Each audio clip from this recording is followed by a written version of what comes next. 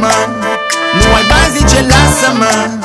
Tipa asta e o pagubă, nu e de tine, că-i sofisticată, mă. Prea sofisticată, mă. Sofisticată, mă. O fi stricată, mă.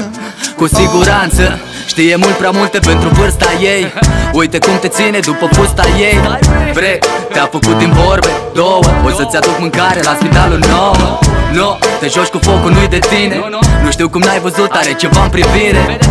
N-ar fi trebuit să uiți un lucru. O fi bine îmbrăcată, dar goală pe dinăuntru.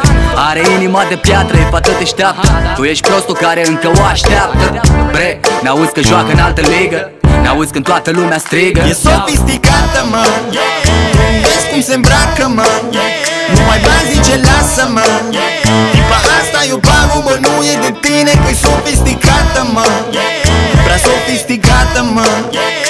Sofisticată, mă. O fi stricată, mă. Și n-are gânduri prea mari cu viața ei. De obicei umblă mulți după fundul ei. Și trec nopți una după una, tot nu vrea.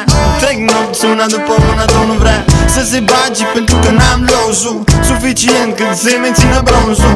Trec nopți una după una, tot nu vrea. Trec nopți una după una, tot nu vrea. N-am bani să fiu ăla care-i place.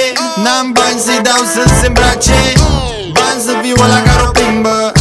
Bani să fiu ăla care o schimbă. Și nu pot atinge, nu pot convinge măcar un minut să stea, că nu e cum crede ea. E sofisticată, mă. Vezi cum se îmbracă, mă. Nu ai bani, zice lasă-mă. Tipa asta e o pagubă, nu e de tine, că-i sofisticată, mă. Prea sofisticată, mă. Sofisticată, mă. O fi stricată, mă.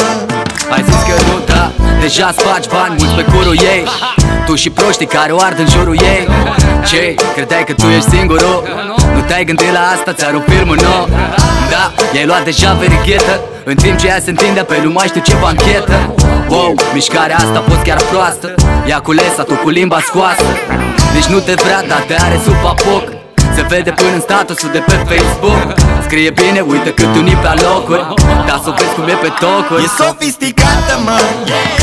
Vezi cum se îmbracă, mă. Nu ai bani, zice lasă-mă. Tipa asta e o pagubă, nu e de tine, că-i sofisticată, mă. Prea sofisticată, mă. Sofisticată, mă. O fi stricată, mă.